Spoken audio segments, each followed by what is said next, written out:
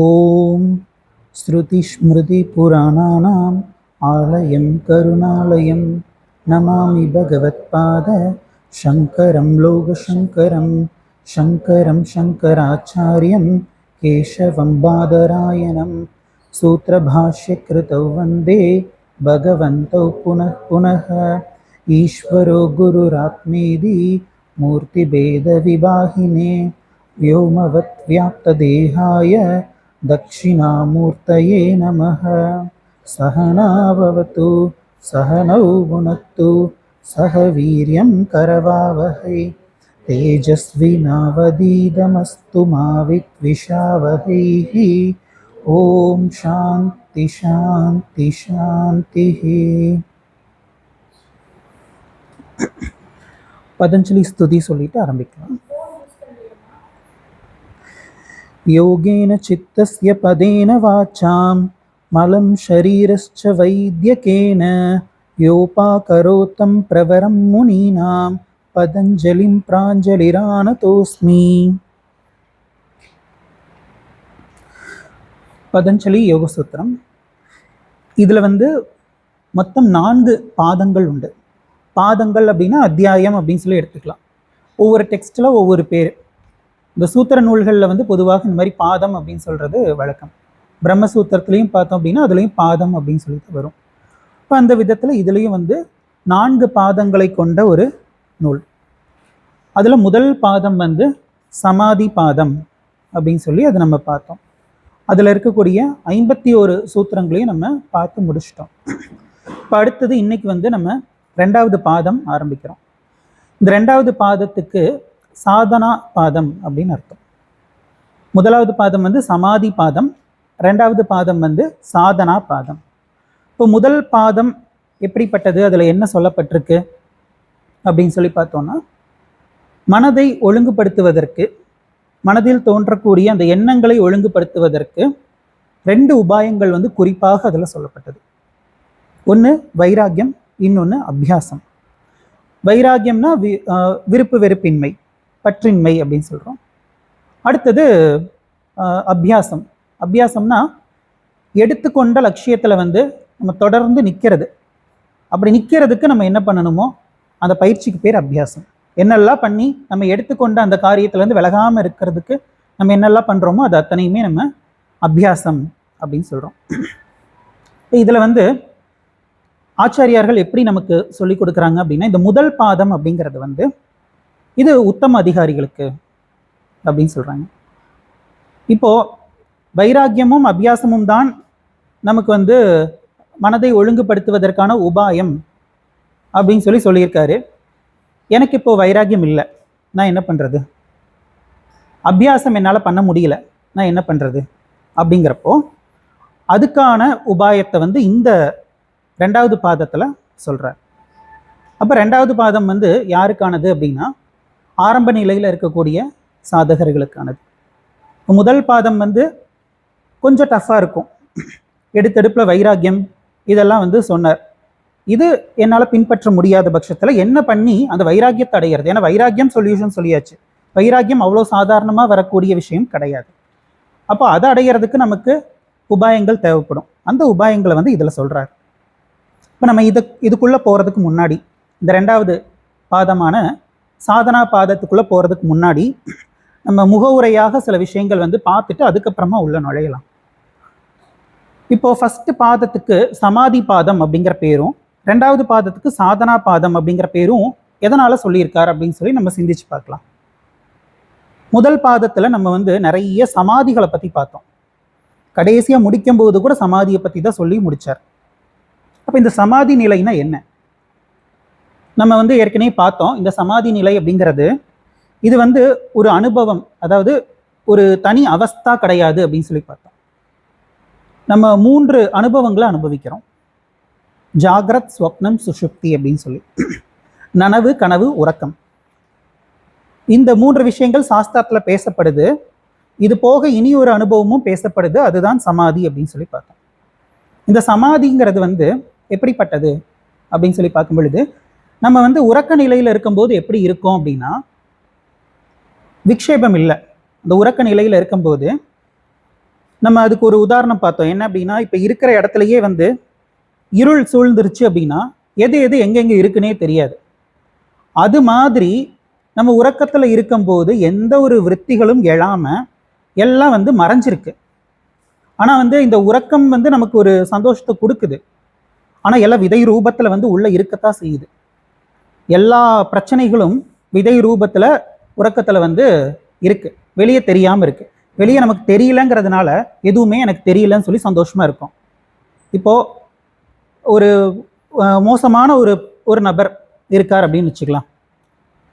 நமக்கு பிடிக்காதவர் அவரை மாதிரியே 100 பேர் இருக்காங்க அப்படின்னா நம்ம அந்த 100 பேர்ல ஒருத்தரை கண்டுபிடிக்கிறது கஷ்டம்.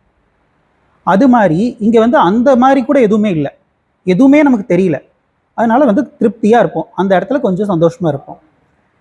இந்த உறக்க நிலை அப்படிங்கிறது வந்து மறுபடியும் வந்து நம்மளை சம்சாரத்துல ஆழ்த்துறதுக்கு ஒரு ஒரு கேப், அதாவது ஒரு பிரேக். நம்ம எப்படி டீ பிரேக் எல்லாம் எடுத்துக்கிறோம், அந்த மாதிரி ஒரு இடையில வந்து சம்சாரத்துக்கு ஒரு பிரேக் விடுறாங்க, ஒரு இன்டர்வல் பிரேக். நம்ம வந்து இப்போ இன்னைக்கு ஞாயிற்றுக்கிழமை, நமக்கு திங்கக்கிழமையிலேருந்து சனிக்கிழமை வரைக்கும் ரொட்டீனாக ஒர்க்கு போயிட்டே இருக்கும், டைட் ஷெட்யூல் இருக்கும். இந்த ஞாயிற்றுக்கிழமை எப்படி கொஞ்சம் ரெஸ்ட் கொடுக்குறாங்க. இந்த ரெஸ்ட் எதுக்காக? நாளைக்கு வேலைக்கு வரணுங்கிறதுக்காக. குழந்தைங்களுக்குலாம் நாளைக்கு ஸ்கூலுக்கு போகணுங்கிறதுக்காகத்தான் இன்னைக்கு லீவ் விடுறாங்க. இன்னும் ஒரு 2 மாதம் அவங்களுக்கு பிரேக் கிடைக்கும். நமக்கெல்லாம் அந்த மாதிரி கிடையாது. நமக்கு வாரத்தில் ஒரு நாள் பிரேக் கிடைக்கிறதே பெரிய விஷயம். அந்த மாதிரி டெய்லியும் இந்த சம்சாரம் தொடர்ந்து இருந்துகிட்டே இருந்தால் நீயும் வந்து கொஞ்சம் கஷ்டப்படுவ அப்படின்னு சொல்லி பகவானா பார்த்து உறக்கம் அப்படிங்கிற ஒரு கண்டிஷனை போட்டு விட்டார். கொஞ்ச நேரம் பிரேக் எடுத்துக்கோ அப்படின்னு சொல்லி. இப்போ இந்த பிரேக்கு முழிச்சிட்டு இருக்கும் போதே நமக்கு கிடைச்சதுன்னா எப்படி இருக்கும்? நல்லா இருக்கும் இல்லையா? அப்போ முழிச்சிட்டு இருக்கும் போதே உறக்க நிலை, உறக்கத்துல நம்ம எப்படி இருப்போமோ அந்த நிலை முழிச்சிட்டு இருக்கும் போதே இருந்தால் அதுக்கு பேர் சமாதி. அப்போ உறக்கத்துல நம்ம எப்படி இருக்கோம் அப்படின்னு பார்க்கும்போது ஏற்கனவே பார்த்தோம், எதுவுமே தெரியாம விக்ஷேபம் எதுவும் இல்லாம நம்ம வந்து எதையுமே அறியலை அப்படின்னு சொல்லி நிம்மதியா இருந்தோம். இப்போ இப்படிப்பட்ட நிலை தான் வந்து நனவு நிலையிலேயே இருக்கும். அப்படிங்கிறப்போ இதை வந்து இவங்க என்ன நினைச்சுக்கிறாங்க அப்படின்னா, இந்த யோகிகள் வந்து அது மோட்சம் அப்படின்னு நினைச்சுக்கிறாங்க. இப்போ யோகிகளை பொறுத்தளவுக்கும் எது மோட்சம் அப்படின்னா சமாதி நிலைக்கு போறது தான் மோட்சம். நம்மளும் வந்து ஒரு காலத்துல அந்த மாதிரி தான் இருந்திருப்போம். நம்ம வந்து எல்லாத்தையும் கடந்து அதுக்கப்புறமா கடைசியாக தான் இந்த இடத்துக்கு வந்திருப்போம். மெடிடேஷன்ல கண்டிப்பாக நம்மளும் போயிட்டு வந்திருப்போம். அப்போ வந்து நமக்கும் ஒரு ஆழ்ந்த ஒரு அனுபவம் நமக்கு கிடைச்சிருக்கு, ஒரு ஆழ்ந்த நிலைக்கு நம்ம போயிருப்போம். அப்போ வந்து இதே மாதிரி உறக்கத்துக்கு சமமான ஒரு நிலையானது நம்மளும் அனுபவிச்சிருப்போம். இப்போ நம்மளுடைய பிரச்சனை எல்லாம் எங்க இருக்கு, எதுல இருக்கு அப்படிங்கிறத நம்ம கொஞ்சம் சிந்திச்சு பார்த்தோம் அப்படின்னா, இந்த உலகமே துக்கமயம், அப்புறம் மனமே வந்து துக்கத்தை தரக்கூடியது, துக்க சொரூபம், இப்படியெல்லாம் சொல்றாங்க இல்லையா? இப்போ இதை கொஞ்சம் ஆராய்ச்சி பண்ணி பார்க்கலாமே. உலகம் வந்து துக்க சொரூபமா, மனம் துக்க சொரூபமா, இதை நம்ம ஆராய்ச்சி பண்ணி பார்த்தோம் அப்படின்னா, இப்போ ஞானிகள் இருக்காங்க. ஞானிகள் வந்து எந்த உலகத்துல இருக்காங்க? இதே உலகத்துல தான் இருக்காங்க. இப்போ மோட்சம் கிடைச்சிருச்சு அப்படின்னா ஞானிகள் வந்து அப்படியே ஜம்ப் ஆகி வேற ஒரு கிரகத்துக்கு போறது கிடையாது, இதே உலகத்துல தான் வாழ்றாங்க. அவங்களுக்கு இந்த உலகம் துக்கத்தை கொடுக்கலையே. அப்ப என்ன அர்த்தம்? இந்த உலகம் துக்கம் இல்லைன்னு தானே அர்த்தம். இன்னொன்னு, ஒரு பொருள் அதனுடைய சொரூபம் வந்து எப்படிப்பட்டதோ அந்த சொரூபம் கடைசி வரைக்கும் அந்த பொருளோடையே தான் இருக்கும். இப்போ உலகம் துக்க சொரூபம் அப்படின்னா எப்பயுமே துக்கமாக தானே இருக்கணும். இந்த உலகத்துல நம்ம சந்தோஷத்தையும் அனுபவிக்கிறோமே, அப்போ உலகம் எப்படி துக்க சொரூபம் சொல்ல முடியும்? அப்போ உலகம் துக்க சொரூபம் கிடையாது. சரி, மனதை எடுத்துக்கலாம். மனம் துக்க சொரூபமா அப்படின்னா அதுவும் கிடையாது, அதுக்கும் இதே தான். ஞானி வந்து மோட்சம் அடைஞ்சதுக்கு அப்புறம் ஞானிக்கு வந்து புதுசா ஒரு மனசு உருவாக போறது கிடையாது. அதே மனசு தான், அதே பிராரப்தம் தான், அதே சஞ்சீதம் தான், எல்லாமே அப்படியே தான் இருக்கும். அப்ப அவர் திருப்தியா இருக்காரே, அது எப்படி? அப்போ மனமானது துக்க சொரூபம் கிடையாது. அதே போல ஒரு பொருளுக்கு வந்து அதனுடைய சொரூபம் துக்கம் அப்படின்னா அது எப்பயுமே துக்கமா தான் இருக்கணும். அந்த மாதிரி இல்லையே. நம்மளும் இதே மனசை வச்சு அடிக்கடி சந்தோஷத்தையும் அனுபவிச்சிருக்கோம். இந்த சந்தோஷம் அனுபவிக்கும் போது நமக்கு வந்து ஆக்சுவலா காலையில கூட நம்ம சுவாமிஜி சொன்னார், நமக்கு வந்து ஒரு பொருள் சந்தோஷத்தை கொடுத்துருச்சு அப்படின்னா விவேகம்ங்கிறது மறைஞ்சிரும். நமக்கு வந்து எது நித்தியம் எது அனித்தியம்ங்கிறத அறியறது தான் வந்து விவேகம் அப்படின்னு சொல்றோம். ஒரு பொருள் நமக்கு வந்து சந்தோஷத்தை கொடுத்துருச்சு அப்படின்னா அந்த பொருள் அனித்தியம்ங்கிற எண்ணம் நமக்கு வராது. மறுபடியும் அந்த பொருளை அடையிறதுக்கு என்ன பண்ணணுமோ அதைத்தான் நம்ம முயற்சி செஞ்சுட்டு இருப்போம். அதாவது அது அனித்தியம், அது வந்து போனதுனால தான் மறுபடியும் நம்ம தேடிட்டு இருக்கோம். அது கூட தெரியாம எனக்கு இது கிடைச்சிருச்சுன்னா எனக்கு எப்பயுமே இது இருந்துட்டு இருக்கும்னு நினைச்சு நம்ம தேடிட்டு இருப்போம். அப்ப எப்பேற்பட்ட முட்டாளா நம்ம இருக்கோம். அதாவது விவேகம் இல்லைங்கிறது நம்மளுடைய அந்த தேடுதலே காட்டுது.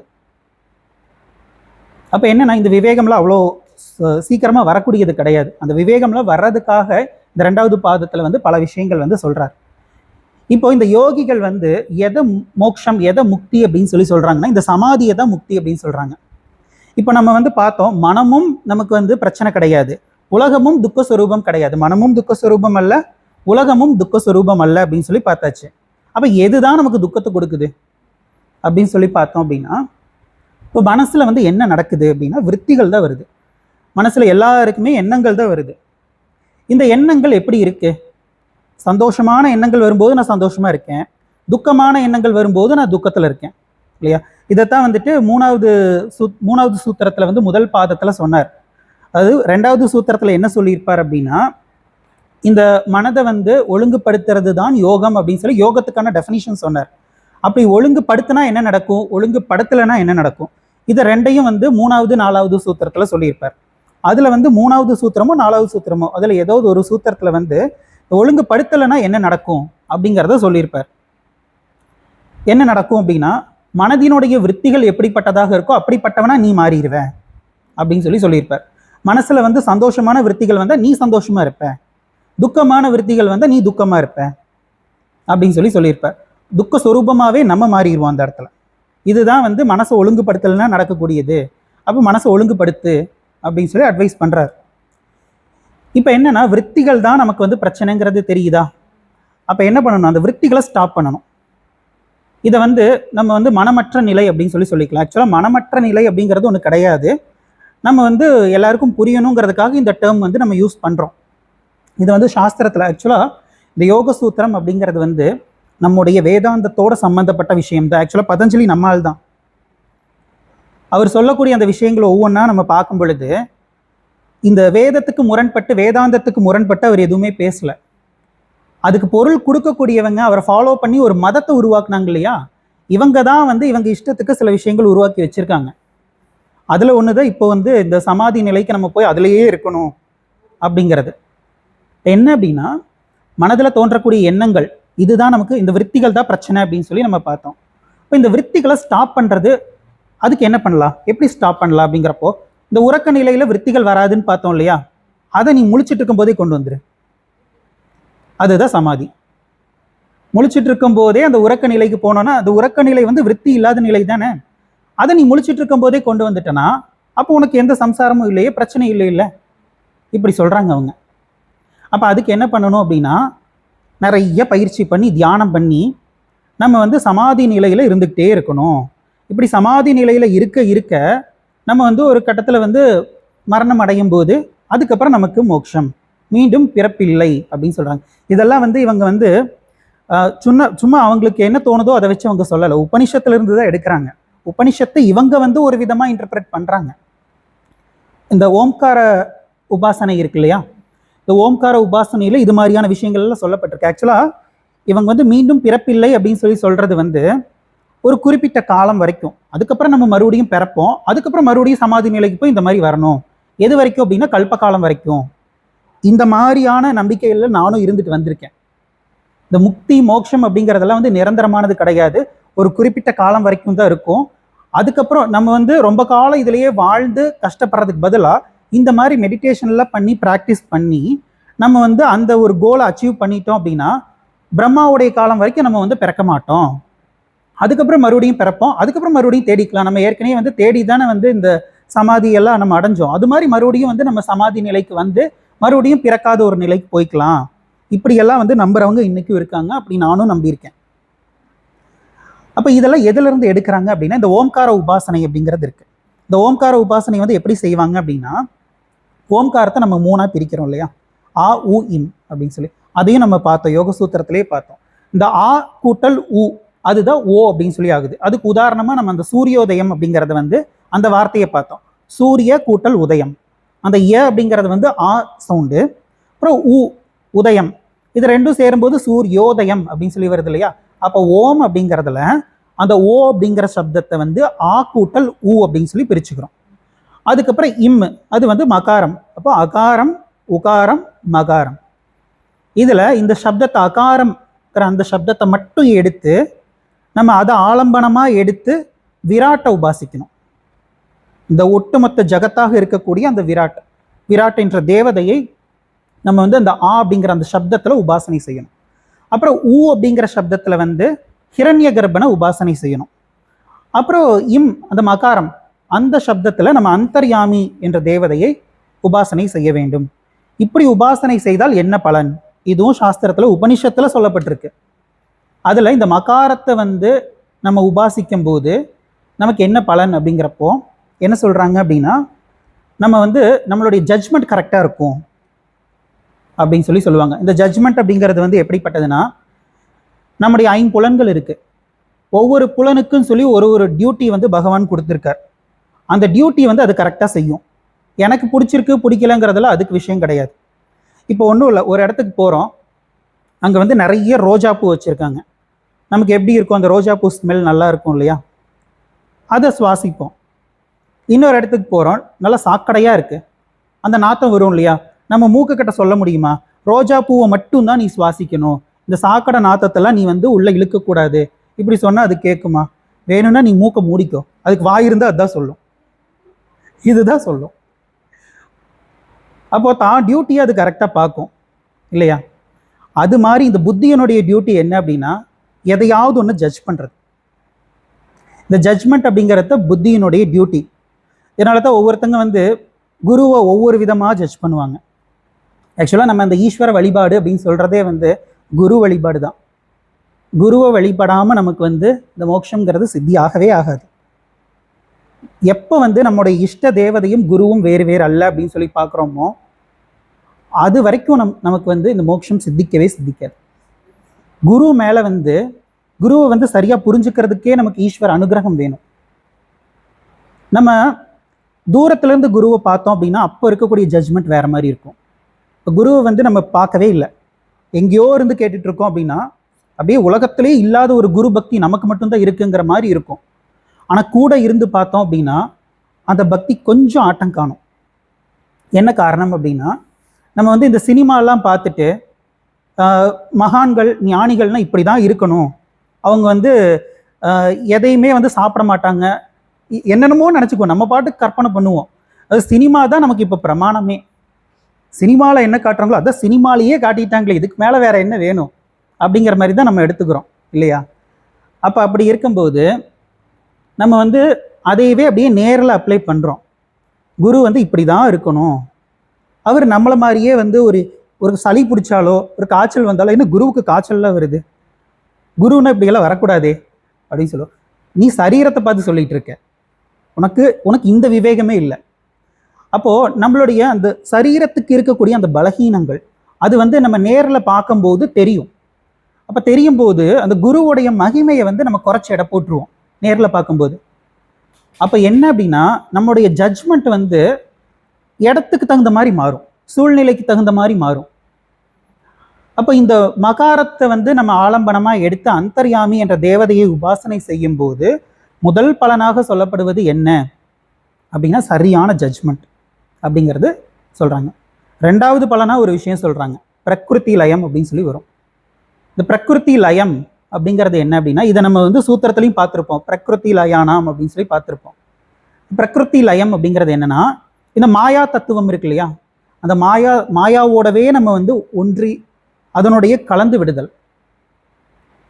அது எது வரைக்கும் நம்ம அப்படி இருப்போம் அப்படின்னா, அந்த காரண நிலையில் நம்ம வந்து ஒரு கல்பம் வரைக்கும் இருப்போம், மறுபடியும் அடுத்த கல்பம் வர்ற வரைக்கும் நம்ம பிறக்க மாட்டோம். அப்போ இதைத்தான் இவங்க வந்து பார்ட் டைம் மோட்சம், ஆக்சுவலாக இது பார்ட் டைம் மோட்சம், அந்த மாதிரி பார்ட் டைம் மோட்சம் தான் வந்து இவங்க டோட்டல் மோட்சம் அப்படின்னே நினைக்கிறாங்க. மனசை வந்து மனசில் தோன்றக்கூடிய அந்த எண்ணங்கள், அந்த விற்த்திகள் தான் நம்மளுடைய பிரச்சனைகளுக்கு காரணம், நம்முடைய சம்சாரத்துக்கு காரணம். எனவே அந்த விற்த்திகளை நீ வந்து நிப்பாட்டணும், ஏதாவது ஒன்று பண்ணி ஸ்டாப் பண்ணிடு அப்படின்னு சொல்லி அது ஸ்டாப் பண்ணிட்டோம் அப்படின்னா அது சமாதியில் பாசிபிள் ஸ்டாப் ஆயிரும். அப்போ அந்த சமாதி நிலையை நீ எது வரைக்கும் தொடர்ந்து நீ கொண்டு வந்துட்டு இருக்கிறையோ அது வந்து நீ உன்னுடைய வாழ்நாளில் நீ அந்த சமாதி நிலைக்கு வந்துக்கிட்டே இரு. அதுக்கப்புறம் உனக்கு வந்து ஒரு ஒரு கல்பக்காலம் வரைக்கும் நீ பறக்க மாட்டே, இதுதான்ப்பா மோட்சம் அப்படின்னு சொல்றாங்க. இப்போ நம்ம என்ன சொல்றோம், நம்முடைய கருத்து என்ன அப்படின்னா, நம்ம இந்த கருத்தை வந்து ஏத்துக்கிறது கிடையாது. நம்ம என்ன சொல்றோம் அப்படின்னா, சொல்றது ஒரு விதத்துல கரெக்டு தான், இந்த விருத்திகள் தான் வந்து சம்சாரம்ங்கிறது கரெக்டு தான். ஆனா இப்போ நம்ம வந்து வெளியே போறோம்னு வச்சுக்கலாம், வெளியே போறோம், ஷாப்பிங் போறோம், அங்க நிறைய பொருள் இருக்கும். எல்லாம் நம்ம எந்த பொருள் எல்லாம் பார்த்தோமோ அத்தனை பொருளையும் மனசுக்குள்ள நினைச்சு நம்ம வந்து சம்சாரத்தை அனுபவிப்போமா, கஷ்டத்தை அனுபவிப்போமா? இல்லை இல்லை. ஒரு பொருள் நமக்கு பார்த்ததுமே ரொம்ப பிடிச்சிருச்சு, ஆனால் வந்து விலை ரொம்ப அதிகம், அப்போ வாங்க முடியல, வீட்டுக்கு போய் அதை பற்றியே யோசிச்சுட்டு இருப்போம். அந்த பொருள் எங்கேயோ இருக்கு, ஆனால் நம்ம மனசுக்குள்ள அது உட்காந்துருக்கு. நம்ம வந்து அப்போ இங்கே இல்லை, நம்ம அங்கே இருக்கோம், மனசு அங்கே இருக்கு. அப்போ இந்த விருத்திகள் வந்து எப்போ நமக்கு பிரச்சனையா மாறுது அப்படின்னா, இது என்னுடையது அப்படின்னு சொல்லி நான் சம்மந்தப்படுத்தும் போது. ஆக்சுவலா இந்த உலகம் வந்து எனக்கு துக்கத்தை கொடுக்காது. நான் பார்க்கக்கூடிய விஷயங்கள், காட்சிகள், திருஷ்யம், இது வந்து இது கூட நான் வந்து என்னை சம்பந்தப்படுத்தி எப்போ வந்து இதை வந்து நான் விஷயமா மாத்துறனோ, திருஷ்யத்தை விஷயமா நான் எப்போ மாத்துறனோ அப்பதான் எனக்கு பிரச்சனை. அப்ப திருஷ்யத்தை நம்ம எப்போ வந்து விஷயமா மாத்துவோம், விருப்பு வெறுப்பு இருந்தாதான். எனக்கு இது வேணும் அப்படிங்கிற சம்பந்தம், இது எனக்கு வேண்டாம் அப்படிங்கிற சம்பந்தம், இது ரெண்டும் எதனால வருது? இந்த சம்பந்தம் எதனால வருது?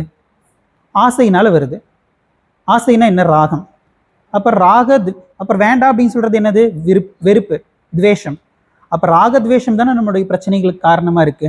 அப்ப எண்ணங்கள் பிரச்சனை கிடையாது, எண்ணத்துல இருக்கக்கூடிய அந்த ராகத்வேஷம், எண்ணங்களை விஷயமாக மாற்றுவதற்கு காரணமாக இருக்கின்ற ராகத்வேஷம் தான் பிரச்சனை. அப்ப அதனாலதான் வைராக்கியம் வரணும்னு இவர் சொல்லிட்டு இருக்காரு. வைராக்கியம்னா என்ன டெஃபினிஷன் பார்த்தோம்? ராகத்வேஷம் இல்லாம இருக்கிறது, ராகத்வேஷ நீக்கம் தான் வைராக்கியம் அப்படின்னு சொல்லி பார்த்தோம் இல்லையா? எதுக்காக இவர் வைராக்கியத்தை சொன்னாருங்கிறது புரிஞ்சுதா? அப்போ அந்த நிலையில நமக்கு வந்து எல்லாமே வெறும் திருஷ்யமா மட்டும் இருந்துச்சுன்னா எப்படி இருக்கும்? எதுவுமே எனக்கு நான் வந்து சம்மந்தப்படுத்திக்கல, எந்த ஒரு விஷயத்தையும் நான் சம்மந்தப்படுத்திக்கல. அப்படிங்கிறப்போ எல்லாமே வெறும் திருஷ்யமா மட்டும் இருந்ததுன்னா எனக்கு ஒரு பிரச்சனையும் கிடையாது. அதே மாதிரி இது வந்து வெளி விஷயத்துல, அதே மாதிரி உள்ளுக்குள்ள எனக்குள்ள வரக்கூடிய விருத்திகள். ஆக்சுவலா ஒரு கெட்ட எண்ணம் வருதுன்னு வச்சுக்கலாம். இந்த கெட்ட எண்ணம் வர்றது நமக்கு பிரச்சனையே கிடையாது, கெட்ட எண்ணம் நமக்கு பிரச்சனையே கிடையாது. எப்ப தெரியுமா அது நமக்கு பிரச்சனையாகும்? இந்த எண்ணம் எனக்கு வந்துருச்சே அப்படிங்கிற அந்த முரண்பாடு. அப்போ எப்போ நமக்கு முரண்பாடு வரும் அப்படின்னா, தர்மத்துக்கு எதிராக சிந்திக்கும் போதுதான் நமக்கு வந்து இப்படியெல்லாம் சிந்திக்கிறனே அப்படின்னு சொல்லி முரண்பாடுங்கிறது வரும். அதனாலதான் தர்மம் தர்மம் சொல்லி நம்ம பேசிட்டு இருக்கோம். அதனாலதான் நற்பண்புகள் எவ்வளவு முக்கியங்கிறத அவர் சொன்னார். இப்போ இந்த நற்பண்புகள் இருந்தாதான் நமக்கு விவேகம் வரும், விவேகம் இருந்தாதான் என்ன வரும்? வைராக்கியம் வரும். அப்போ இந்த வைராக்கியம் இருந்தாதான் மோட்சத்தை வச்சு நம்ம காப்பாற்ற முடியும். வைராக்கியம் இல்லாமையும் நம்ம ஞானத்தை அடையலாம், ஆனா அதனால பிரயோஜனம் இல்லை. அப்ப நமக்கு இதெல்லாம் புரியணும். இந்த வேதாந்தம் அப்படிங்கிறது வந்து இது வந்து புரிஞ்சுக்கிற விஷயம். நம்ம வந்து கிளாஸ் கேட்டு ஞானத்தை அடைகிறோம், புரிஞ்சுக்கிறோம். புரிஞ்சுக்கிறது தானே இதுல என்ன விஷயம் இருக்கு அப்படிங்கிற மாதிரி நம்ம நினைப்போம். ஆனா புரிஞ்சுக்கிறது அவ்வளோ சாதாரண விஷயம் கிடையாது, புரிஞ்சுக்கிறது அவ்வளோ கஷ்டம். அப்போ நமக்கு தோணலாம், எனக்கு வந்து நான் வந்து அந்த அளவுக்கு படிக்கலை, நான் எப்படி புரிஞ்சுக்கிறது, எனக்கு எப்படி புரியும், இப்படியெல்லாம் நினைக்கலாம். அப்படியெல்லாம் நினைக்க தேவையே இல்லை. ஒரு சம்பவம், ஒரு விஷயம் சொல்கிறேன் கேளுங்க. இது கேட்டால் நீங்கள் வந்து எழுத்தறிவே இல்லாமல் இருக்கலாம், ஆனால் உங்களுக்கும் இது சுலபமாக புரியுங்கிறது புரிஞ்சிடும். அதுக்கு ஒரு லைவ் எக்ஸாம்பிள், நம்ம கூடயே வாழ்ந்து மறைந்த ஒரு மகானுடைய வாழ்க்கையிலிருந்து ஒரு உதாரணத்தை நான் சொல்கிறேன். ஆக்சுவலாக என்னென்னா, ரமண மகரிஷினியுடைய சீடர் ஒருத்தர், அவர் பேர் வந்து முருகனார் அப்படின்னு சொல்லி அவருடைய பேர். இவர் வந்து என்ன பண்ணியிருக்கார் அப்படின்னா, ஒரு டெக்ஸ்ட், ஒரு புராணம், இந்த சிவபெருமானை வச்சு, சிவபெருமானுடைய அவதாரங்கள் வந்து நிறைய இருக்கு. நம்ம வந்து இந்த பெருமாளுடைய அவதாரம் தான், அதுதான் வந்து பிரசித்தியா இருக்கு. சிவபெருமானுடைய அவதாரம் வந்து அந்த அளவுக்கு நமக்கு தெரியறதில்ல. சங்கரரே வந்து சிவபெருமானுடைய அவதாரம் தான். ஸோ அந்த அவதாரங்களை பேஸ் பண்ணி ஒரு ஸ்டோரி ஒன்று ஒரு புராணத்துல இருக்கு. இந்த புராணத்தை வந்து அவர் என்ன பண்றாரு அப்படின்னா, தமிழ் வடிவத்துல வந்து அவர் செய்யுள்களா வந்து அவர் எழுதுறார். அந்த புராணம் வந்து என்ன அப்படின்னா, அந்த புராணத்துல என்ன கதை அப்படின்னா, சிவபெருமான் வந்து உபதேசம் செய்கிறார். நம்ம அதுக்கு முன்னாடி என்ன நடந்துச்சுன்னு பார்க்கலாம். இது வந்து எங்கே நடக்குது அப்படின்னா, தாருகா வனம் அப்படிங்கிற ஒரு வனம். அது வந்து எங்கே இருக்குதுன்னா குஜராத் அப்படின்னு சொல்லப்படுது. குஜராத்தில் அப்படி ஒரு வனம் இருக்குதாமா. அந்த வனத்தில் வந்து இந்த கர்மகாண்டிகள்லாம் இருக்காங்க இல்லையா, இவங்கெல்லாம் வந்து உட்காந்து ஒரு யாகம் பண்ணிட்டு இருக்காங்க. யாகத்துக்கான ஏற்பாடுகள் பண்ணிட்டு இருக்காங்க. இந்த கர்மகாண்டிகளை பொறுத்தளவுக்கு என்ன அப்படின்னா, இவங்க வந்து வேதத்தை ஏற்றுக்குவாங்க, ஆனால் ஈஸ்வரனை ஏற்றுக்க மாட்டாங்க. வேதத்தை கொடுத்தது யாரு? ஈஸ்வரன். ஆனால் வேதத்தை கொடுத்தவரே ஏற்றுக்க மாட்டாங்க, நிரீஸ்வரவாதிகள். ஏன் அப்படின்னா இவங்களை பொறுத்தளவுக்கு சொர்க்கங்கிறது தான் மோட்சம். சொர்க்கத்துக்கு போகணும், கர்மத்தினால் தான் மோட்சம் அப்படிங்கிறத இவங்களுடைய பாலிசி. அப்போது நிரந்தரமான சொர்க்கம் ஒன்று இருக்குது. அந்த சொர்க்கத்துக்கு போகணுன்னா நீ கர்மம் பண்ணணும். இப்போ நீ வாழ்நாள் முழுக்க கர்மம் பண்ண நீ அங்கே போயிடலாம். இதுக்கிடையில் ஈஸ்வரனுக்கு என்ன வேலை இருக்குது அப்படிங்கிறது அவங்களுடைய வாதம். இப்போ என்னதான் இப்படி வந்து இவங்க நிரீஸ்வரவாதத்தை பேசினாலுமே வேதத்தின் மீது அசையாத ஸ்ரத்தை அவங்களுக்கு இருக்கு. அப்போ அசையாத ஸ்ரத்தை வேதத்தின் மீது வைத்திருக்கும் போது அதை கொடுத்த பகவானுக்கு அவங்க மேல அன்புங்கிறது இருக்கும் இல்லையா. என்னதான் இருந்தாலும் நம்ம குழந்தைங்க, அந்த குழந்தைங்களுக்கு போய் புத்திமதி புகட்டுவோம் அப்படின்னு நினைப்பார மாட்டாரா? நினைப்பாரு இல்லையா? எப்படி நம்முடைய குருஜி வந்து நமக்கு வந்து தயவு செஞ்சு நமக்கு வந்து எத்தனை விஷயங்கள் சொல்லி கொடுக்குறாரு. நமக்கு புரியுதோ இல்லையோ எத்தனையோ விஷயங்கள் அது அடுக்கடுக்காக போயிட்டு இருக்கும். இந்த சயின்ஸ் சம்மந்தப்பட்ட விஷயங்கள் எல்லாம் சொல்லும் போது இதெல்லாம் கேட்கறதுக்கான தகுதி நமக்கு இருக்கா இல்லையாங்கிற அளவுக்கு அதெல்லாம் பார்க்காம அந்த கருணை எத்தனை புக்கு எழுதுறாரு இன்னைக்கு. அதெல்லாம் நம்ம வாசிச்சு முடிக்கிறதுக்கே வாழ்நாள் போதுமான்னு தெரியல. அப்போ இதெல்லாம் வந்து எதை காட்டுதுன்னா அந்த கருணையை காட்டுது. அதே கருணை வந்து அந்த ஈஸ்வரன் இடத்தில், அந்த சிவபெருமான் இடத்தில் அந்த கருணையானது வந்து அவர் வந்து என்ன பண்றாரு அப்படின்னா, இவங்களுக்கு எப்படியாச்சும் இந்த குழந்தைங்களுக்கு கர்மத்தினால மோட்சம் கிடையாதுப்பா அப்படிங்கிறது புரிய வைக்கணும் அப்படின்னு பிளான் பண்ணி அவர் ஃப்ரெண்டை பார்க்கறதுக்கு போறார். யார் அவர் ஃப்ரெண்டு? பெருமாள். அவர் எங்கே இருப்பார்? வைகுண்டத்தில் இருப்பார். வைகுண்டத்தை அங்கே போய் புறப்பட்டு போயிட்டாரு. நம்ம ஆக்சுவலாக என்னென்னா இவங்க 2 பேரும் ஃப்ரெண்ட்ஸு தான். இவங்களை ஃபாலோ பண்ணுறவங்க தான் அடிச்சுக்கிறாங்க. இந்த ராமேஸ்வரத்தை வச்சு ஒரு புராண கதை இருக்குது, அது நம்ம இன்னொரு நாள் பார்க்கலாம். அது என்னங்கிறது ஒரு கொஸ்டின் மட்டும் கேட்டுறேன். அந்த ராமேஸ்வரம்ங்கிறது வந்து அந்த ஸ்தலம் வந்து ராமருடைய ஈஸ்வரன் யாரோ அவருக்கான ஸ்தலமா, அல்லது ராமர் யாருக்கு ஈஸ்வரனோ அவருக்கான ஸ்தலமா அப்படிங்கிற ஒரு கன்ஃபியூஷன் நாரதருக்கு போயிட்டு இருக்கும்.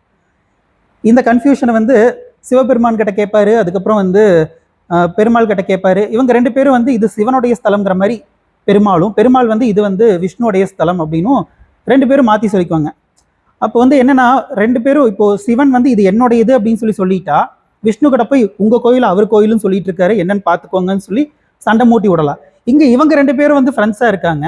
அப்போ என்ன பண்ண முடியும்? ஒன்றும் பண்ண முடியாதுன்னு சொல்லிட்டு நேராக பிரம்மாஜியை தேடி போயிடுவார். அதுக்கப்புறம் அங்கே அது நம்ம இன்னொரு நாள் பார்க்கலாம் அந்த கதையை. இப்போ இந்த கதைக்கு வரலாம். இப்போ இங்கே என்ன நடக்குதுன்னா, பெருமாளை கூட்டிகிட்டு இந்த குழந்தைங்களுக்கு கொஞ்சம் அனுகிரகம் பண்ணலாவா அப்படின்னு சொல்லி கூட்டிகிட்டு போகிறார். என்னன்னா இந்த சிவபெருமான் வந்து எப்பயுமே வந்து பகவான் நாராயணன் அந்த நாமத்தை தான் சொல்லிட்டு இருப்பாராமா. அவர் வந்து தியானம் பண்ணுற மாதிரி தான் உட்கார்ந்துருப்பாரு. அந்த தியானத்தில் அவர் உச்சரிக்கக்கூடிய அந்த ஜபம் ஃபுல்லாக வந்து நாராயண மந்திரம். அதே மாதிரி இவர் வந்து ஓம் நம சிவாயன்னு சொல்லி அந்த சிவ மந்திரத்தை தான் வந்து இவர் சொல்லிட்டு இருப்பார். இப்போ 2 பேரும் வந்து கூட்டு சேர்ந்து அங்கே போகிறாங்க. நமக்கு தெரியும் விஷ்ணு வந்து மோகினி அவதாரம் எடுத்தார் அப்படின்னு சொல்லி. அந்த மாதிரி இந்த பாகுபலி படத்தில் வந்து ஃபர்ஸ்ட் பார்ட்டுன்னு நினைக்கிறேன், அதில் வந்து எப்படி அந்த பாகுபலி வந்து பாகுபலியோடைய பையன் சின்ன பாகுபலி வந்து அவனும் வந்து தன்னை அறியாதவன் தான்.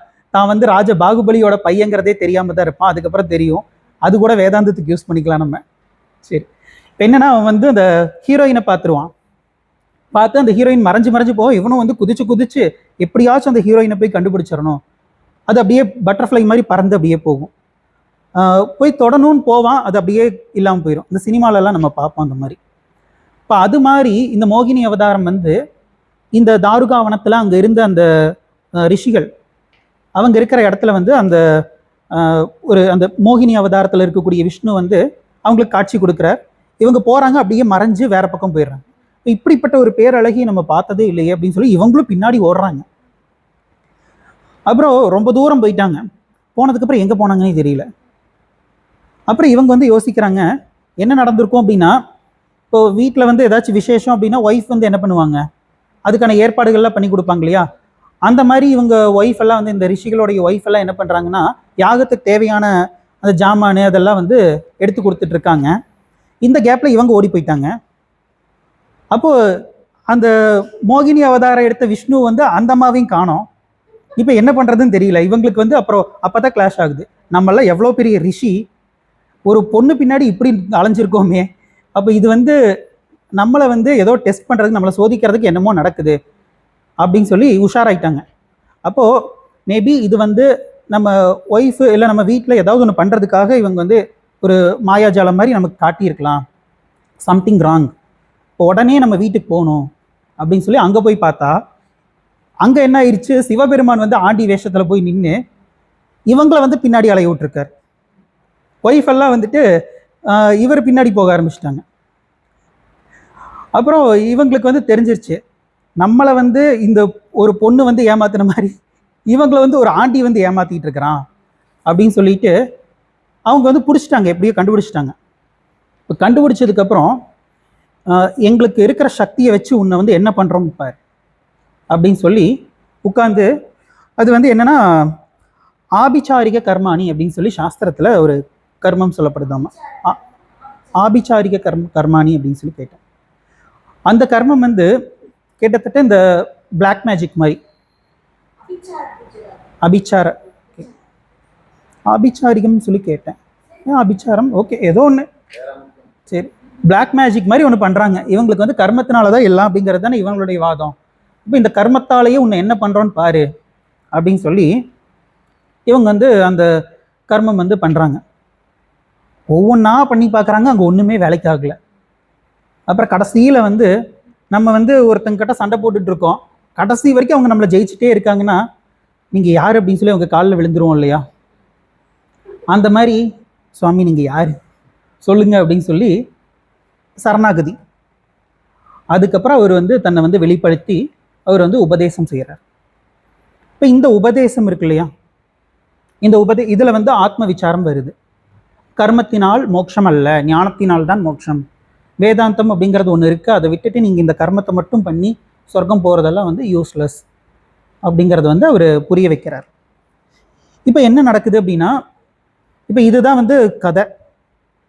இப்போ இந்த முருகனார் அப்படிங்கிறவர் வந்து என்ன பண்ணுறாருன்னா, இது வரைக்கும் நடந்த அந்த கதையெல்லாம் எழுதிட்டார், செய்யுள் வடிவத்தில் எழுதிட்டார். இப்போ சிவபெருமான் செஞ்ச அந்த உபதேசம் இருக்கு இல்லையா, இந்த உபதேசத்தை வந்து நான் எழுதுறதுக்கு பதிலாக நீங்கள் எழுதினா நல்லாயிருக்கும் அப்படின்னு சொல்லி ரமண மகரிஷி கிட்ட போய் நீங்கள் எழுதி கொடுங்க அப்படின்னு சொல்லி கேட்குறாரு. ஆக்சுவலாக ரமண மகரிஷி வந்து தானாக வந்து முயற்சி செஞ்சு ஏதாவது ஒன்று பண்ணியே ஆகணும்னு சொல்லி அவர் எதுவும் பண்ணல. யாராச்சும் ஒருத்தங்க ஏதாவது ஒன்று கேட்டால் அது வந்து செஞ்சு கொடுத்துருக்கு.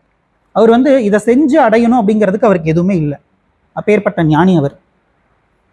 அப்போ இந்த மாதிரி ஒரு டிவோட்டி வந்து கேட்குறார் அப்படின்னு சொன்னதுனால அவர் வந்து அந்த சிவபெருமான் செஞ்ச அந்த உபதேசம் இருக்கு இல்லையா, அதை வந்து எழுதுறார். ஆக்சுவலாக நம்ம வந்து இந்த வார்த்தைகளை வந்து வார்த்தைகளினுடைய அளவீடு மீட்டர், அதை வந்து சந்தஸ் அப்படின்னு சொல்லி நம்ம சொல்லுவோம், சமஸ்கிருதத்தில் சொல்லுவோம். அந்த மாதிரி தமிழ்லேயும் இருக்குது, உந்தி பற அப்படின்னு சொல்லி சொல்லுவாங்க, உந்தி பற அப்படின்னு சொல்லி. இப்போ அந்த மீட்டரில் வந்து இவர் ஆல்ரெடி எழுதியிருக்கார். யார் அப்படின்னா முருகனார் செய்யுள் வடிவத்தில் ஆல்ரெடி வந்து அந்த கதையெல்லாம் எழுதிட்டார். இப்போ அந்த உபதேச பகுதியை வந்து அந்த வடிவத்தில் இவர் எழுதுறாரு. எழுதிட்டு ஆக்சுவலாக அந்த பாட்டு வந்து எப்படி முடியும் அப்படின்னா உந்தி பறன்னு சொல்லி முடியும். அந்த டெக்ஸ்ட் வந்து உபதேச சாரம் அப்படின்னு சொல்லி பேர். உபதேச உந்தியார்னு சொல்லுவாங்க, உபதேச சாரம் அப்படின்னு சொல்லுவாங்க. அந்த சிவபெருமானுடைய உபதேசத்தை சாரமாக எடுத்து கொடுத்தார் அப்படிங்கிறதுனால அது உபதேச சாரம் அப்படின்னு சொல்லுவாங்க. இப்போ இதுக்கப்புறம் தான் ஒரு பெரிய காரியம் என்ன அப்படின்னா, தமிழில் இந்த மாதிரி எழுதி கொடுத்துட்டு 3 மொழிகளில் அதை வந்து செய்யுள் வடிவத்தில் எழுதி கொடுத்துருக்கார். சமஸ்கிருதம், தெலுங்கு, மலையாளம். ஸ்கூலுக்கே போகாதவர் 3 மொழிகளில் செய்யுள் வடிவத்தில் எழுதி கொடுத்துருக்கார் அப்படின்னா ரமண மகரிஷி எழுதி கொடுத்துருக்கார் அப்படின்னா படிச்சிருக்காரா? +2 வரைக்கும் படிச்சிருக்கார். சரி,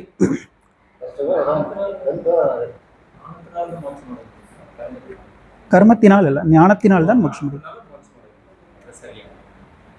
கர்மத்தினால் மோட்சம் அடைய முடியாது, செய்து பெறுவதல்ல.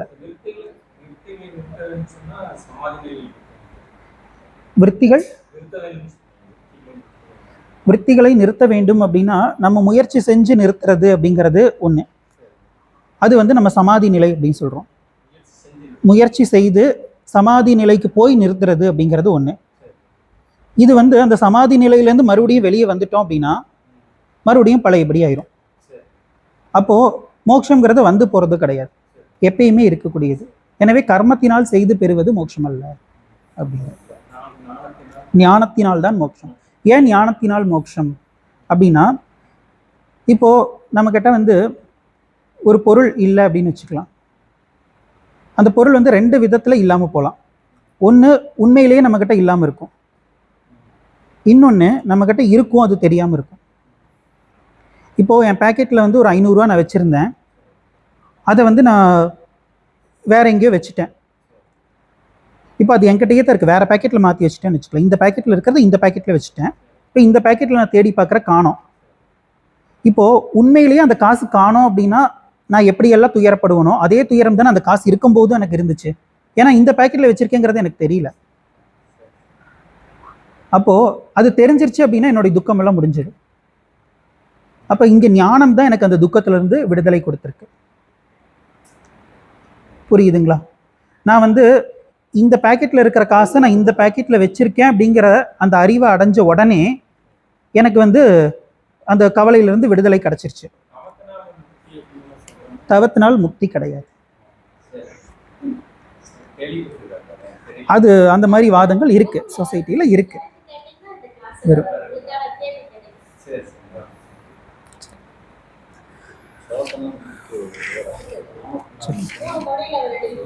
மூன்று மொழிகளில் வந்து அவர் வந்து எழுதியிருக்கார். இப்போ என்ன அப்படின்னா, இப்போ நமக்கெல்லாம் வந்து ஒரு மொழி, இப்போ தமிழர்களுக்கு தமிழே தெரிய மாட்டேங்குது. இதுவும் இன்னைக்கு இருக்கிற ஸ்டூடெண்ட்ஸுக்கு வந்து தமிழும் சரி இங்கிலீஷும் சரி ரெண்டுமே அறகுறை. அப்போது அவருடைய அந்த அறிவை யோசிச்சு பாருங்க. 3 மொழிகளில் செய்யுள் வடிவம், இந்த செய்யுள் வடிவமெல்லாம் வந்து இந்த தமிழ் கிளாஸ் எடுக்கும்போது இந்த கிராமர் கிளாஸ், இலக்கணம் வகுப்பு, அதே மாதிரி இங்கிலீஷ் எடுக்கும்போது இந்த கிராமர், இந்த கிளாஸ், இதெல்லாம் நமக்கு போரிங்காக இருக்கும். அதில் ஓரளவுக்கு நமக்கு பரிச்சயம் இருந்தால் தான் நம்மளால் வந்து இந்த செய்யுள் வடிவத்தில் எழுதுறது இதெல்லாம் வந்து பாசிபிள். அது வந்து அவர் எழுதி கொடுத்துருக்காருன்னா அவருடைய அறிவு எந்த அளவுக்கு வந்து விஸ்தாரமாக இருந்திருக்கும்.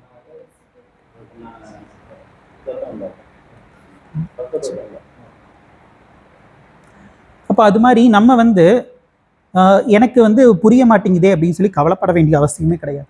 இந்த ஈஸ்வர அனுகிரகம் அப்படிங்கிறது வந்துருச்சு அப்படின்னா நமக்கு நிச்சயம் அது வந்து புரியும், நிச்சயமாக நமக்கு புரியும். அப்போ எனக்கு இது புரியலையே அப்படின்னு சொல்லி நம்ம வந்து வருத்தப்பட வேண்டிய அவசியம் கிடையாது. சரி, அப்போது நம்முடைய நிலைப்பாடு என்ன அப்படின்னா, நம்ம வந்து விருப்பு வெறுப்பு அப்படிங்கிறது நீங்கணும் அப்படின்னு சொல்லி பார்த்தோம். இந்த விருப்பு வெறுப்பு தான் நம்ம வந்து விஷயமா திருஷ்யத்தை விஷயமாக்குவதற்கு காரணம் விருப்பு வெறுப்பு அப்படின்னு சொல்லி பார்த்தோம். இப்போ இதுக்கும் மேலே நான் இந்த மனமே அல்ல அப்படிங்கிறத புரிஞ்சுக்கும் போது இந்த மனசில் வரக்கூடிய எண்ணங்கள் அது எப்படி இருந்தால் எனக்கு என்ன, கிட்டத்தட்ட அது மனமற்ற நிலை தானே. மனம் இருக்கும்போதே நான் மனமற்றவன் அப்படின்னு தெரிஞ்சதுன்னா மனமற்ற நிலையில தான் நான் இருக்கேன். நம்ம வந்து மனதை அமைதிப்படுத்துறது அப்படிங்கிறது வந்து எப்படி புரிஞ்சுக்கிறோம் அப்படின்னா, சாதாரணமாக இந்த அமைதிங்கிறதும் 2 விதத்தில் சொல்லலாம். ஒன்று, ஒரு விதமான அமைதி வந்து எப்படிப்பட்டதுன்னா, சத்தம் வந்துருச்சுன்னா அந்த அமைதி இல்லாமல் போயிடும். இன்னொரு விதமான அமைதி வந்து என்றென்றைக்குமே அமைதியாக இருக்கக்கூடியது. இப்போ சப்தம் வந்தால் நாசமாகக்கூடிய அமைதி இருக்கு இல்லையா, இந்த அமைதியை நம்ம அடைஞ்சோம் அப்படின்னா அது எப்போ வேணாலும் நமக்கு வந்து இல்லாமல் போகலாம். ஏன்னா சில சமயம் வந்து இந்த சப்தம் அப்படிங்கிறது இருக்கு இல்லையா, அது வந்து 2 விதம். ஒன்று இப்போ நம்ம பேசுகிற இந்த சப்தம், இன்னொன்று மனசுக்குள்ளேயே நம்ம பேசிகிட்டு இருப்போம் இல்லையா இந்த சப்தம். இப்போ வெளியே இருக்கக்கூடிய சப்தம் வந்து நம்ம கேட்டு டிஸ்டர்ப் ஆகுறோம், ஒரு இடத்துக்கு போய் அமைதியாக இருக்கும்னு சொல்லி உட்காடுறோம், அங்கே வந்து ஏதோ ஒரு சத்தம் கேட்குது அப்படின்னா நம்ம டிஸ்டர்ப் ஆயிடுவோம் மறுபடியும். அப்போது இந்த வெளியே இருக்கக்கூடிய சூழ்நிலை அமைதி ஆகணுங்கிறது வந்து நம்ம எதிர்பார்த்த அந்த அமைதியை வந்து நம்ம அடையணும்னு விரும்பணும்னா அது பாசிபிளே இல்லை. சரி, மனம் வந்து அமைதியாக இருக்கணும் அப்படின்னு சொல்லி நம்ம அதுக்கு தான் எத்தனையோ முயற்சிகள் செய்கிறோம். இந்த தியானம் இதெல்லாம் வந்து ஓரளவுக்கு மனம் வந்து அமைதியாக வச்சிருக்கிறதுக்கு உதவி செய்யும். அப்போது அந்த அமைதி எது வரைக்கும் இருக்கும் அப்படின்னா, மறுபடியும் வந்து சப்தங்கிறது வராத வரைக்கும் அந்த அமைதிங்கிறது இருக்கும். மனசு இப்போ தான் நிம்மதியாக இருந்துச்சு, உடனே நீ வந்துட்டியா இப்படியெல்லாம் சொல்லுவோம் இல்லையா, சில பேர் வந்து இந்த ஒய்ஃபை விட்டு பிரிஞ்சு போயிட்டாங்க அப்படின்னா அப்படியே நிம்மதியாக இருப்பாங்க. திடீர்னு ஒய்ஃப் வந்து மறுபடியும் அதே நாள் வீட்டுக்கு வந்துட்டாங்க அப்படின்னா ஐயையோ முடிஞ்சது அப்படின்னு சொல்லி அந்த அமைதியெல்லாம் போயிடும் இல்லையா? அந்த மாதிரி இந்த இந்த அமைதி, இந்த மாதிரியான அமைதி வந்து ரிலேட்டிவ், ஒன்றை வந்து சார்ந்திருக்கக்கூடிய அமைதி. ஆனால் இன்னொரு விதமான அமைதி வந்து எப்படிப்பட்டதுன்னா அது நம்முடைய சொரூபம். இது வந்து மனசுல சப்தம் இருந்தாலும் சப்தம் இல்லாட்டியும் அந்த ரெண்டையுமே வந்து பார்க்கக்கூடிய அமைதி, இந்த ரெண்டையுமே பிரகாசப்படுத்தக்கூடிய அமைதி. எப்படி இதை வந்து எப்படி புரிஞ்சுக்கலாம் அப்படின்னா, இப்போ இருள் வந்து வெளிச்சத்தை பார்க்குமா? ஒன்று இன்னொன்றோடு முரண்பட்டது. இது வந்து இதை பார்க்காது, அது இதை பார்க்காது. அது மாதிரி அமைதி சப்தத்தை பார்க்காது, சப்தம் அமைதியை பார்க்காது. ஆனால் நம்முடைய கண்ணு இருளையும் பார்க்குது, வெளிச்சத்தையும் பார்க்குது. அப்போ எந்த ஒன்று இருளையும் வெளிச்சத்தையும் பிரகாசப்படுத்துகிறதோ அது கண்ணுன்னு சொல்லி நம்ம சொல்றோம், இந்த இருள் வெளிச்சத்தை வச்சு பார்க்கும்போது. அது மாதிரி எந்த ஒன்று அமைதியையும் அமைதி இன்மையையும் பிரகாசப்படுத்துகிறதோ அந்த அமைதி தான் நான். அது நான் அப்படின்னு சொல்லி புரிஞ்சுக்கும் போது நமக்கு வந்து மனசுல எந்த எண்ணம் இருந்தாலும் சரி, வெளியே என்ன நடந்தாலும் சரி, நான் எப்பயுமே அமைதியாக தான் இருப்பேன். இதுதான் வந்து பூர்ணமான அமைதி. அப்ப என்னுடைய அந்த நான் அப்படிங்கிற அபிமானத்தை நான் மனசுல வச்சிருக்கிற வரைக்கும் எனக்கு பிரச்சனை.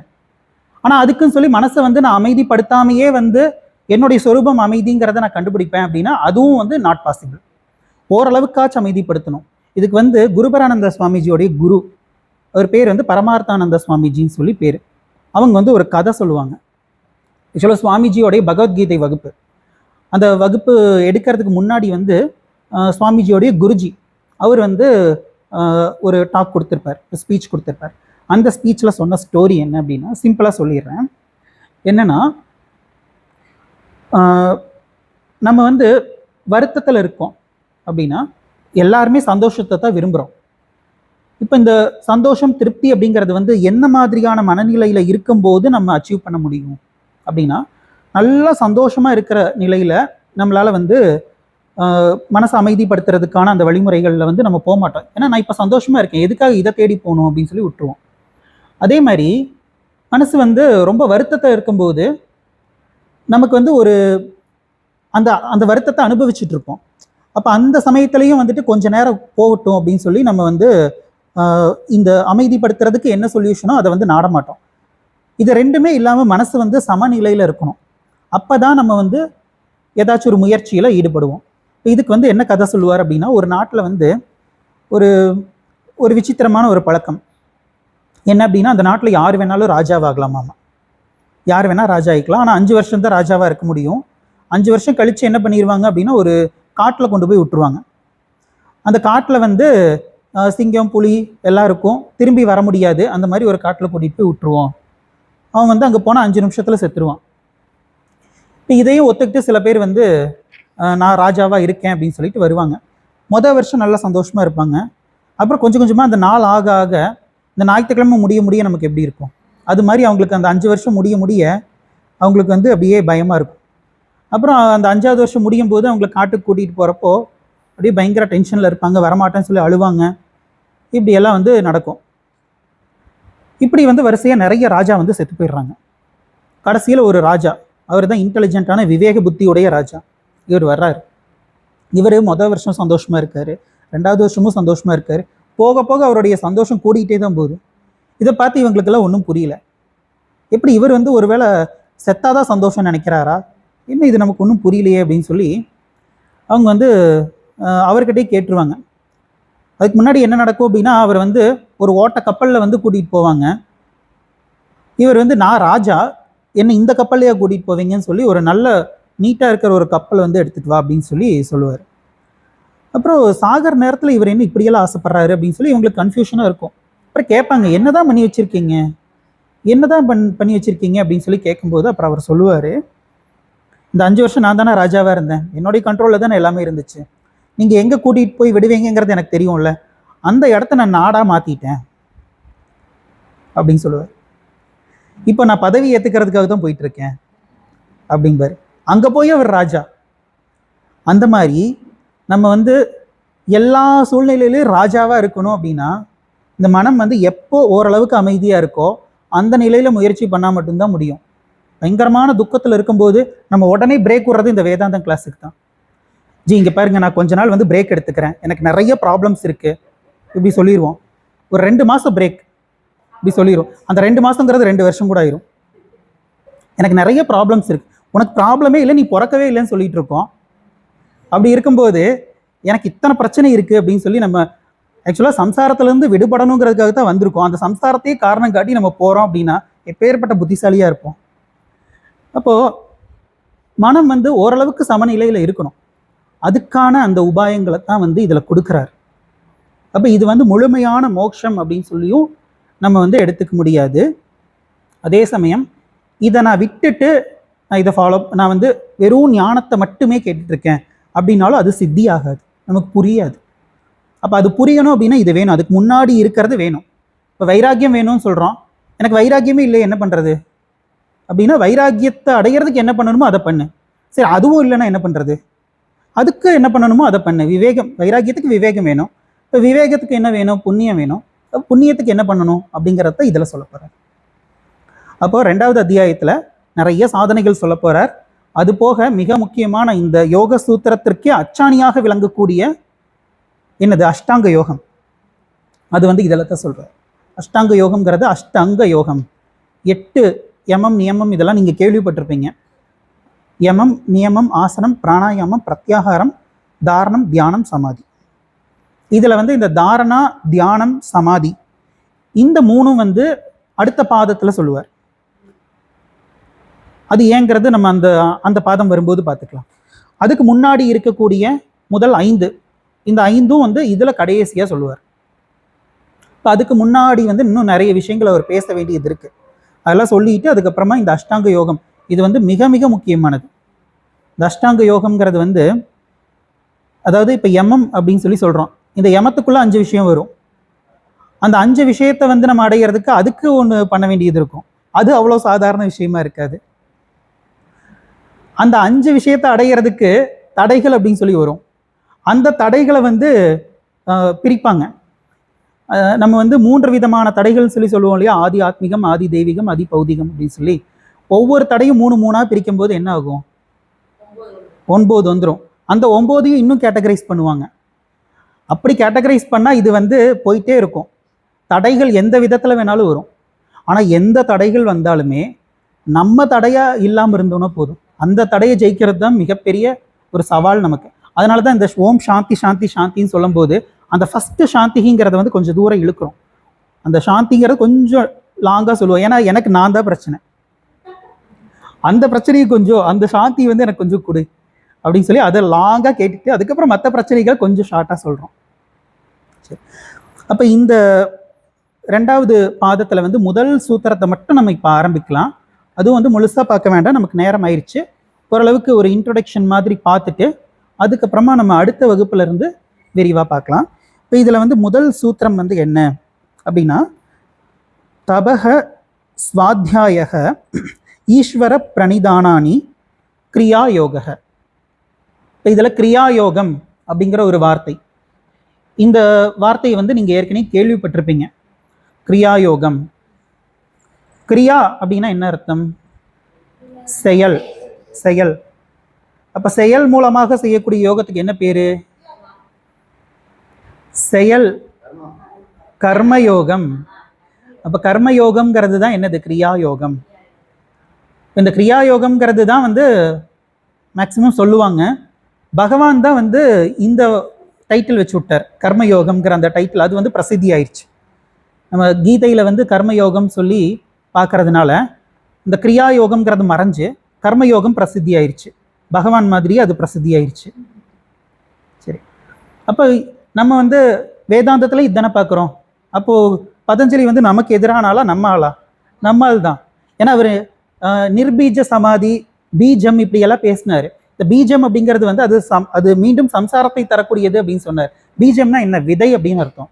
இப்போ சம்சாரத்துக்கான விதையுடன் கூடிய சமாதிங்கிறது தான் வந்துட்டு அவர் சொன்னார், பீஜ சமாதி அப்படிங்கிறது. அப்போ பீஜத்துடன் கூடியது அப்படின்னா நம்ம பார்த்தோம் இல்லையா, இந்த பார்ட்டிங் மோட்சம் அப்படின்னு சொல்லி. அதுதான் நம்ம வந்து இப்போ தூங்கும்போது சந்தோஷமாக தான் இருப்போம், இப்போ வந்து பயங்கரமான சண்டை போட்டோம்னு வச்சுக்கலாம், காலையில் எந்திரிச்சா என்ன நடக்கும் தெரியாது, இடையில ஒரு 5 மணி நேரம் தூங்கிட்டோம், அந்த தூக்கத்தில் அந்த பிரச்சனை இருக்கா? நமக்கு கிடையாது. அப்போ பார்ட் டைமாக ஒரு பிரேக் கிடச்சிது இல்லையா நமக்கு? ஆனாலும் அந்த தூங்குனது எதுக்காக? அடுத்த நாள் எந்திரிச்சு சண்டை போடுறதுக்காக. ரெஸ்டே இல்லாமல் சண்டை போட்டே இருந்தால் எப்படி இருக்கும்? டயர்ட் ஆயிடுவோம். தொடர்ந்து சண்டை போட்டே இருக்கிறாங்கன்னு வச்சுக்கலாம், 2 பேருக்கும் அது ரொம்ப பிடிச்சிருக்குன்னு வச்சுக்கலாம், இருந்தாலும் கொஞ்ச நேரம் ரெஸ்ட் எடுத்துட்டு வந்து சண்டை போடுவோம்னு சொல்லிட்டு அவங்களுக்குள்ளேயே பேசிக்குவாங்க இல்லையா? அந்த மாதிரி இந்த சம்சாரத்துக்கு ஒரு பிரேக், அதுதான் பீஜ சமாதிங்கிறது. இப்போ நிர்பீஜ சமாதிங்கிறது வந்து அந்த பீஜமே இல்லாதது, அது மோட்சம், அதில் வேதாந்தத்தில் பேசப்படக்கூடியது. அப்போ அதை வந்து அவர் பேசுகிறார் அப்படின்னா அவர் நம்மால் தான். சரி, அப்போ கிரியா யோகத்தையும் பேசுகிறார். நம்ம கிரியா யோகம், இந்த கர்மயோகம் வந்து இது ரொம்ப முக்கியமான ஒரு விஷயமா இந்த கர்மயோகம்ங்கிறத நம்ம பேசுவோம். நமக்கு இந்த வேதாந்தம் புரியணும்னா கர்மயோகத்தை நம்ம வந்து பின்பற்றி இருக்க வேண்டும், அது ரொம்ப ரொம்ப இம்பார்ட்டன்ட், அது இல்லாமல் இதுக்கு வரவே முடியாது அப்படின்னு பார்க்குறோம். அப்போ கர்மயோகத்துக்கு வந்து இவர் வந்து என்ன விஷயங்கள் சொல்கிறாரு? 3 விஷயங்கள் சொல்கிறார். ஒன்று தபம், இன்னொன்று ஸ்வாத்தியாயனம், மூன்றாவது ஈஸ்வரன், ஈஸ்வர பிரணிதானாத்வா, ஈஸ்வர பிரணிதானானி, பிரணிதானாத்வா அப்படின்னு சொல்லி நம்ம ஏற்கனவே ஒரு சூத்திரம் பார்த்துருக்கோம், ஈஸ்வர பக்தி அப்படின்னு சொல்லி. அப்போ இதில் வந்து 3 விஷயங்கள் பார்த்தோம் இல்லையா? தபம், ஸ்வாத்தியாயனம், அப்புறம் மூன்றாவது வந்து ஈஸ்வர பிரணிதானானி. ஸ்வாத்தியாயனம்னா படிக்கிறது, சாஸ்திரம் படிக்கிறது. இப்போ தபம் அப்படிங்கிறது, இந்த தவம் அப்படிங்கிற அந்த வார்த்தை இருக்கு இல்லையா, இது வந்து ஒரு காமன் வேர்டு, ஒரு பொது பெயர். நம்ம வந்து மிகச்சிறிய விஷயத்தையும் தவம் அப்படின்னு சொல்லலாம், மிகப்பெரிய விஷயத்தையும் தவம் அப்படின்னு சொல்லலாம். இப்போ ஆன்மீகத்திலேயே உச்சமானது எது அப்படின்னா வேதாந்தம் தான். அதுலேயே வந்து இந்த நிதித்தியாசனம் அப்படிங்கிறது இருக்கு இல்லையா, இது மிக உயர்வான ஒரு சாதனை. இப்போ இந்த சாதனையில் ஈடுபட்டு இருக்காங்க அப்படின்னா அதையும் தவம் அப்படின்னு சொல்லலாமா? தவம் சொல்லலாம். ஒருத்தங்க வந்து எப்போ பார்த்தாலும் டீ குடிச்சிக்கிட்டே இருப்பாங்கன்னு வச்சுக்கலாம், அவங்க வந்து டீயை நிறுத்துறதுக்கு ஒரு நாள் நான் டீ குடிக்க மாட்டேன் அப்படின்னு சொன்னால் அதை தவம்னு சொல்லலாமா? சொல்லலாம். அப்போது டீ சாப்பிடாமல் இருக்கிறதும் தவம் தான், நிதித்தியாசனமும் தவம் தான். அப்படின்னா இந்த தவம்ங்கிறது வந்து ஒரு காமன் வேர்ட், ஒரு பொது பெயர். அது வந்து நம்ம எதுக்கு வேணாலும் பயன்படுத்திக்கலாம், எதுக்கு வேணாலும் பயன்படுத்திக்கலாம். கொலை பண்ணுறதையும் தவம்லாம் சொல்லிடக்கூடாது. தவம் அப்படிங்கிறது வந்து நம்முடைய இந்த மனதை ஒழுங்குபடுத்துவதற்கு என்னென்னலாம் பண்ணுவோமோ அதற்கான முயற்சிகள் அத்தனையுமே தவம் அப்படின்னு சொல்லலாம். அப்புறம் மோட்சத்துக்கு என்னென்ன பண்ணுறோமோ அதையும் நம்ம தவம் அப்படின்னு சொல்லலாம். அப்போ அவங்க லெவல் அதை பொறுத்து நம்ம இந்த தவம் அப்படிங்கிறத எடுத்துக்கலாம். எந்த விஷயத்தில் நான் வந்து அடிமையாக இருக்கணும், அந்த விஷயத்தில் கொஞ்சம் கொஞ்சமாக வந்து நான் வெளியே வர்றதுக்கு செய்யக்கூடிய அந்த முயற்சி, அதை வந்து நம்ம தவம் அப்படின்னு சொல்லிக்கலாம். இந்த வாய் அடக்குனாலே போதும், எல்லாமே சர்வமும் அடங்கிடும். இந்த நாவடங்கினால் நாலு என்னமோ சொல்லுவாங்களே, ஒரு பழமொழி சொல்லுவாங்க, மறந்துருச்சு, நாவடங்கினால் நாலும் அடங்குமோ ஏதோ சொல்லுவாங்க. இதில் கூட சமஸ்கிருதத்தில் கூட ஸ்லோகம் இருக்கு, ஜிதே ரசம் ஜிதே சர்வம் ஜிதம் சர்வம். வாய் அடக்குனா போதும், எல்லாமே அடங்கிடும். சாப்பிட்றதுலையும் சரி, பேசுறதுலையும் சரி, வாய் அடங்கிடுச்சுனாலே போதும். அதாவது இதில் என்னன்னா இன்னொரு ஹைலைட் என்ன அப்படின்னா, நல்லா சாப்பிட்ணும் அப்படின்னா முடியும், சாப்பிடவே மாட்டேன்னு சொல்லி பட்னி கிடக்கிறதும் முடியும், அளவாக சாப்பிட்றதுங்கிறது கஷ்டம், அதுதான் கஷ்டம். டெய்லியும் 10 பூரி சாப்பிடுவேன் அப்படிங்கிறவன் ஒரு 5 பூரி நான் சாப்பிட்றேன் அப்படிங்கிறது கஷ்டம், 15 பூரி சாப்பிட்றது ஈஸி. அதே மாதிரி சாப்பிடாம இருக்கிறது, இந்த விரதம் இருக்கிறதெல்லாம் அசால்ட்டாக இருக்கிறாங்க லேடிஸ் எல்லாம் பார்க்குறோம். இந்த வெள்ளிக்கிழமை செவ்வாய்க்கிழமை வரும்போதெல்லாம் அசால்ட்டாக, ஆமாம் அப்படியெல்லாம் இருக்காங்க. 6 நாள் விரதமெல்லாம் இருக்காங்க. 10 விரதம் இருக்கிறவங்க அளவாக சாப்பிட்டு விரதம் இருங்க அப்படின்னு சொல்லி சொன்னால் ரொம்ப கஷ்டம். அளவு அவங்கவுங்களுக்கு தெரியும், ஒவ்வொருத்தங்களுக்கு. இப்போ வந்து எனக்கு ஒரு அளவு இருக்கும், அந்த அளவு வந்து உங்களுக்கு ஹையாக இருக்கும், அதை சாப்பிட்டு நீங்கள் வந்து நான் அளவாக இருக்கேன்னு சொல்லக்கூடாது. ஒருத்தங்க வந்து 100 கிலோ இருப்பாங்க, அவங்க எவ்வளோ சாப்பிட்றாங்களோ அதே அளவுக்கு நான் சாப்பிட்டு நான் அளவாக சாப்பிட்றேன்னு சொல்லியெல்லாம் சொல்ல முடியாது. அவங்களுக்கு அளவுங்கிறது வந்து ஒரு 10 பூரி சாப்பிட்றது அவங்களுக்கு அளவாக இருக்கும், எனக்கு 2 பூரி சாப்பிட்றது அளவாக இருக்கும். அவன் சாப்பிட்ற அளவுக்கு 10 பூரியை நான் சாப்பிட்டு நான் அளவாக சாப்பிட்றேன்னு சொல்லிக்க முடியாது. அப்போ வாயில் பேசுறதும் சரி நான் வடங்கணும், சாப்பிட்றதுலையும் நான் வடங்கணும், 2 விதத்துலையும் நான் வடங்கணும். ஸோ இந்த மாதிரி இந்த தவம் அப்படிங்கிற வார்த்தை வந்து நம்ம எந்த விஷயத்தில் அடிமைப்பட்டு கிடக்கிறோமோ அதிலிருந்து மீண்டு வர்றதுக்காக நம்ம செய்யக்கூடிய முயற்சியை வந்து நம்ம தவம் அப்படின்னு சொல்லிக்கலாம். அப்போ எதிலெல்லாம் வந்து நம்ம அடிமைப்பட்டு கிடக்கிறோம், அந்த செல்ஃப் வெரிஃபிகேஷன் அப்படிங்கிறத நம்ம பண்ணணும். ஸ்வாத்தியாயனம், டெய்லியும் சாஸ்திரம் படிக்கணும். இந்த நம்ம வந்து இந்த பஞ்சமகா யஜ்ஞத்திலேயே இதை சொல்லுவோம். அந்த பஞ்சமகா யஜ்ஞம் என்ன ஞாபகம் இருக்கா? 5 விஷயம் சொல்லுவோம் இல்லையா? அது வந்து மேலேருந்து கீழே, அது ஈஸியாக ஞாபகம் வச்சுக்கிற மாதிரி சொல்கிறேன். என்ன அப்படின்னா, ஃபஸ்ட்டு மேலோகம், மேலோகத்துல உயர்ந்தவங்க யாரு? தேவர்கள். அப்போ தேவ யஜ்ஞம். அதுக்கப்புறம் உயர்ந்தவங்க யாரு அதே மேலோகத்துல? பித்ருக்கள். அது என்ன? பித்ரு யஜ்ஞம். தேவ யஜ்ஞம், பித்ரு யஜ்ஞம். பித்ருக்களுக்கு என்ன செய்யணும் அப்படின்னா, சாப்பிடும்போது நம்ம சாப்பிட்றப்போ கொஞ்சம் சாப்பாட்டை வந்து அவங்களுக்காக நம்ம வந்து அவங்கள மனசுல நினைச்சு அவங்களுக்கு அர்ப்பணிச்சு சாப்பிடலாம். அப்படி பண்ணலாம். அப்புறம் பித்ருக்களுக்கு செய்யக்கூடிய அந்த அமாவாசை இதெல்லாம் வரும்போது, அந்த திதி வரும்போது நம்ம செய்ய வேண்டிய கடமைகள் அதை வந்து நம்ம செய்யணும். தேவ யஜ்ஞம் வந்து டெய்லியும் வழிபடுறது, வழிபாடு, பூஜை இதை செய்யணும். இப்போ மேலோகத்துல இருந்தது முடிஞ்சதா? அதுக்கப்புறம் பூலோகம். பூலோகத்துல இருக்கிறதுலே உயர்ந்தவங்க யாரு? மனிதர்கள் கிடையாது, ரிஷி. ரிஷி. அப்போ ரிஷி யஜ்ஞம். ரிஷி யஜ்ஞத்துக்கு என்ன பண்ணணும்? படிக்கணும். அதுதான் இங்க சொல்றாரு, சுவாத்தியாயனம். படிக்கணும் அப்படின்னா அந்த ரிஷிகள் எழுதிய நூல்கள், அப்புறம் வேதம் படிக்கிறது, இந்த மாதிரி நம்ம வந்து செய்யணும். அதுக்கப்புறம் மீதி ரெண்டு இருக்கு. என்னது? அதுக்கு முன்னாடி ஒன்று இருக்கே, அது சொன்னீங்களே, மனித யஜ்ஞம், மனுஷ யஜ்ஞம். அப்போது அந்த ஆர்டர் வந்து கரெக்டாக இருக்கும். தேவ யஜ்ஞம், பித்ரு யஜ்ஞம், ரிஷி யஜ்ஞம், அப்புறம் மனுஷ யஜ்ஞம், அப்புறம் பூத யஜ்ஞம். இப்போ மனிதர்களுக்கு வந்து சக மனிதர்களுக்கு நம்ம உதவி செய்கிறது, நம்முடைய கடமையை கரெக்டாக செஞ்சாலே போதும். நீ வந்து எனக்கு எதுவுமே பண்ணாமல் இருந்தாலே அது பெரிய உதவின்னு சொல்லுவாங்க இல்லையா? அந்த மாதிரி நம்மளுடைய வேலையை மட்டும் கரெக்டாக பார்த்தாலே மனுஷங்களுக்கு செய்யக்கூடிய மிகப்பெரிய உதவி. எதுவுமே பண்ண வேண்டாம், தனியாக நான் உதவி செய்கிறேங்கிற பேரில் எதுவும் பண்ண வேண்டாம். அது வந்து அவங்க வந்து நம்ம மனசு கஷ்டப்படக்கூடாதுங்கிறதுனால அது வந்து வெளியே காட்டிக்காமல் இருப்பாங்க. இவன் வேற வந்துட்டு போயிட்டானா அப்படின்னு சொல்லி மனசுக்குள்ள தான் நினைப்பாங்க. சரி, அதுக்கப்புறம் கடைசியாக 5வது வந்துட்டு பூத யஜ்ஞம். இந்த பூத யஜ்ஞத்துக்கு பெருசாக ஒன்றும் பண்ண வேண்டாம். இந்த அது என்ன, அரிசி மாவுல கோலம் போட்டாலே போதும். பூத யஜ்ஞம் மற்ற உயிர்களுக்கு உதவுதல். அப்புறம் ஈஸ்வர பிரணிதானானி, ஈஸ்வர பக்தி, ஈஸ்வர வழிபாடு. அதுவும் நம்ம இதுலயே பார்த்துறோம். இதில் பஞ்சமகா யஜ்ஞத்திலேயே பார்த்துறோம். இந்த பஞ்சமகா யஜ்ஞம் அப்படிங்கிறது வந்து அது என்ன சொல்லுவாங்க அப்படின்னா, இந்த 5 விஷயங்கள் செஞ்சோம் அப்படின்னா இதனால நமக்கு புண்ணியம் அப்படிங்கிறதெல்லாம் கிடையாது, செய்யாம விட்டா பாவம்னு சொல்லுவாங்க.